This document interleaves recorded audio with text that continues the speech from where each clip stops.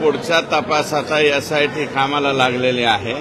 महत्वाचा विषय फक्त सरकारी वकिलाचा होता। सरकारी वकिलाचं जे पत्र दिलेलं आहे त्याच्यावरती साहेबाची एंडोर्समेंट झाली, ते पत्र मूळ झालेलं आहे आणि आज किंवा उद्या ते कन्सेंट तारखा पाहून कन्सेंट देतो म्हणाले।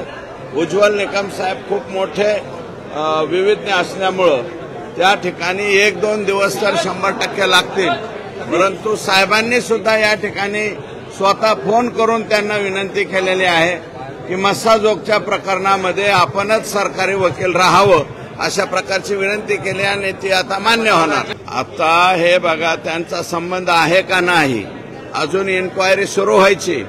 इन्क्वायरी सुरू झाल्याच्या नंतर या दरम्यानच्या कालावधीमध्ये तुम्ही जर काही आदेश दिला असेल, यांचं काय बोलणं झालंय हे तपासल्याच्या नंतरच त्या ठिकाणी कळेल ना। आताच माझा संबंध नाही असं कसं होईल?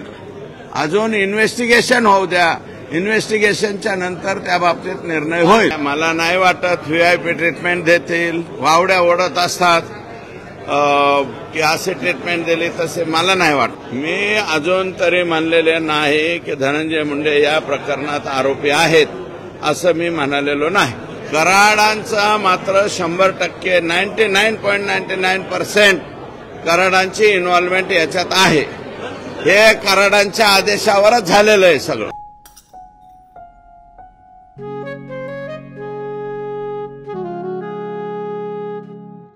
बाबा, आज येताना बासुंदी घेऊन या ना। अगं, कालच आपण आईचा वाढदिवस होता म्हणून आणली होती ना। ऐकलं? गोकुळची बासुंदी पुन्हा खावीशी वाटतेय।